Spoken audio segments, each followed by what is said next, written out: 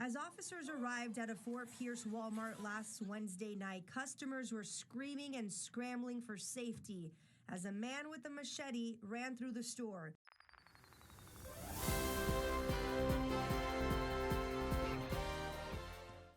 Yo, what up, guys? Welcome to another episode of OTW. Walmart's always been a very polarizing place. It's very big, has almost everything. One of the things it's become known for recently has been the complete randomness when you enter. It could be people dressing crazy, kids looking wild, and even some fist fights. But there was something even wilder that happened at a Walmart located in Florida, of course. But let's check out the video.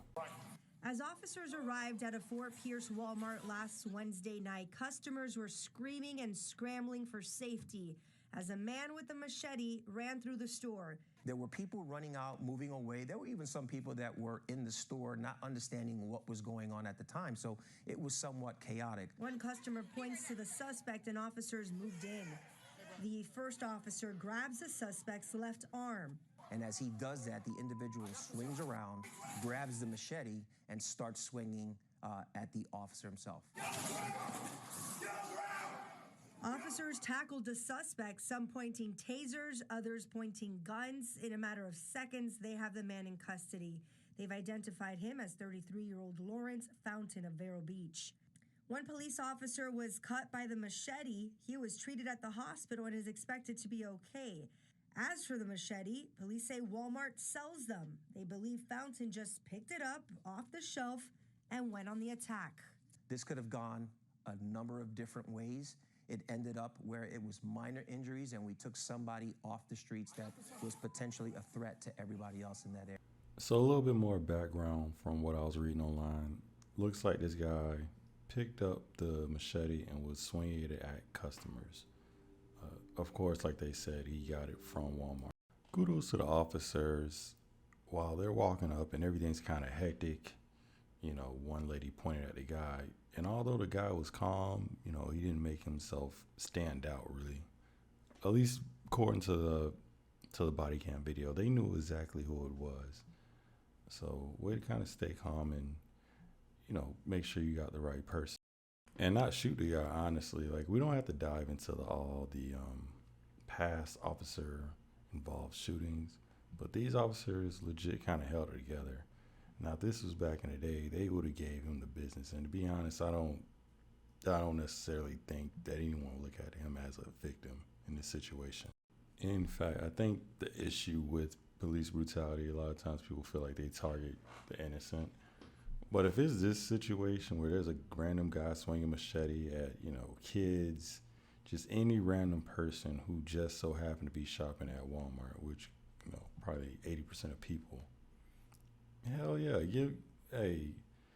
feet, hands, lay it all to this dude, even people's elbow, do everything to this guy. Like, at least you won't face serious backlash, people trying to sue you, Ben Crump coming down there. No, this is completely green light. Go ahead, do your thing. In my opinion, I really think it should be like that now. Them having to put up with all the snarky comments, people trying to explain the law to them, although they've worked in profession for, however many years. Hell yeah, this is where you let all that frustration out. Let's check out a couple comments. I'm not even sure how to pronounce that name, but she says, we need President Trump to make stricter laws for lawless imbeciles like this and give him the max of what the charges carries. He's probably going to be gone for a while. I think they said he struck that officer with the machete. Yeah, he's doing a couple of years. So be interesting to see if he kind of plays for like insanity or, how that may impact it. But striking an officer, he's going to be gone for a while. This next comment goes, I wonder if I took him out in the store, if it would be justified. Hashtag asking for a friend. It is kind of weird with it being Walmart, just the different populations and, walks of life in there. That no one, especially in Florida, since that's open carry, that actually no one had a weapon and could, unfortunately put them down. But hey, I guess it depends on how you look at that situation. By the results of everything, they were going to take him into custody. The cops handled the situation. So I don't know if introducing a gun, hindsight, would have really been the best option. But we actually got another crash out, this time in Memphis. Let's check out the video. All right, thanks a lot, Trevor. New this midday, a 16-year-old and his mother have been arrested and charged in connection with the shooting that happened in downtown after 901 Day celebrations. The teen is being charged with attempted second-degree murder. The mother being charged with accessory after the fact. This is video of that scene from that night. At last check, the 17-year-old victim is in stable condition. Memphis police are still investigating the shooting and looking for another suspect. As you can see, the young man was fighting and ultimately pulled out a gun. Again, no witnesses, but I think it's safe to say if you're losing, usually that's when someone will pull out a weapon. So he was getting some hands, probably getting embarrassed. If they recorded this, someone probably recorded that situation.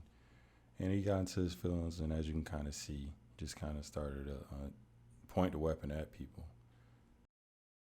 But this actually reminds me of another popular story kind of going on right now out of Florida with the musician Queso.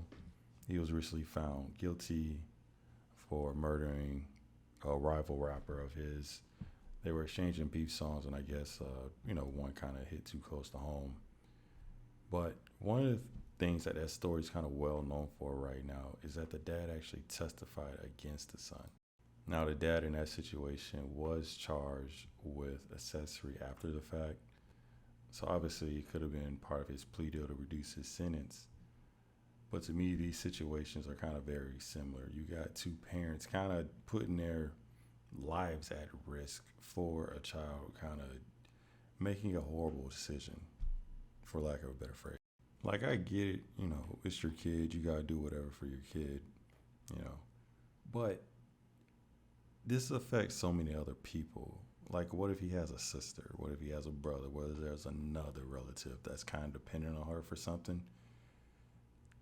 No one really takes these situations into account. And yet, he was losing a fight, so his decision to pull out his weapon and then point it at people and then shoot someone. But not only that, going to your mom and asking her to help you, cover this up. Like, all that effort you put into finding that weapon, especially at 16, you could have easily been, hitting weights, learning how to fight. That's really what this boiled down to. You took this L, so now you impacting all these people's lives just because you was getting whooped up on camera. Like, just take it. Just take it. You live another day. Now you looking at a situation where you're going to be incarcerated for a long time. Not even you. Like I said, you made your decision. Your mom's is going to be behind bars. So now you can't even talk to moms because both of y'all felons. But then what you're going to see from people on the internet saying, oh, she got to stay 10 toes down. I support her. You got to be there for your child. Man, that's short-term thinking, man. Some people got to learn on their own. But what did you guys think about this situation? What's your opinion on it? And what's the craziest thing you encountered in Walmart? Be sure to comment below. Peace.